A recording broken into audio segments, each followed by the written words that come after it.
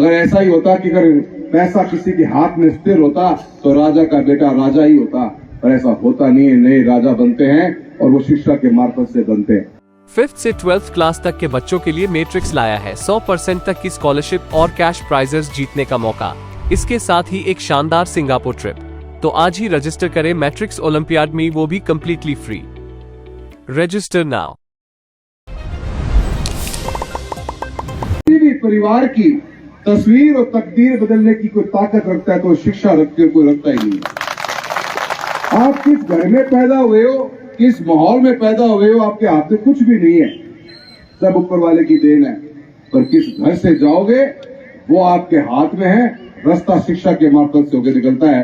तो मेरे कोई भी बच्चा, कोई भी बच्ची शिक्षा से महरूम ना रहे, इस बात की सुनिश्चित आप जरूर करिए।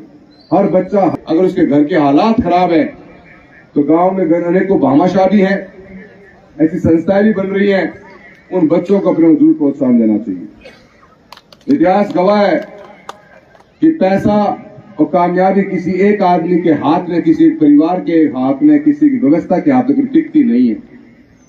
वक्त बदलता है। आप 10 साल के अंदर देखोगे तो एक नए उद्योगपतियों का जन्म हो जाता है, नए लोगों की कामयाबी की तस्वीर बदल जाती है। अगर ऐसा ही होता कि अगर पैसा किसी के हाथ में स्थिर होता तो राजा का बेटा राजा ही होता, पर ऐसा होता नहीं है। नए राजा बनते हैं और वो शिक्षा के मार्फत से बनते हैं। तो मेरा आपको कहना कि आपने समाज में अपने भाईचारे को बनाते हुए, चलते हुए अपने को शिक्षा पे भरपूर फोकस करना चाहिए।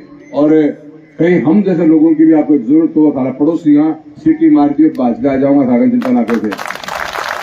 और बच्चों को पढ़ाइए। किसानी का पूरा इलाका है ये। किसान का बच्चा पढ़ेगा लिखेगा, कि हमने हमेशा देखा है कि किसान का बच्चा पढ़ लिख जाता है तो खेती छोड़ जाता है, किसानी छोड़ जाता है, जायज भी छूट भी जाती है। और अपने घर में, अपने पीछे, अपने रूट्स को कभी भूलना नहीं चाहिए, अपने इतिहास को कभी भूलना नहीं चाहिए। जो लोग अपने इतिहास को भूल जाते हैं वो इतिहास के पन्नों में खो जाते हैं। जो लोग अपने इतिहास की याद रखते हैं वो हमेशा इतिहास नया बनाने का काम करते हैं। फैसला आप लोगों का होगा कि आपको कौन से पथ पर चलना है। कुछ न कुछ अपने माँ बाप को, अपने बुजुर्ग दादा दादी को, अपने परिवार, अपने खेत की तरफ अवश्य कोई न कोई मदद करने की तस्वीर रखनी चाहिए। और जो शिक्षा स्कूल में, कॉलेज में पढ़कर घर में परिवर्तन नजर ला सके तो शिक्षा नहीं होती। आप खाली साक्षर बनते हो। शिक्षा वही होती है जो परिवर्तन घर में लेके आती है, जो परिवर्तन समाज में लेके आती है।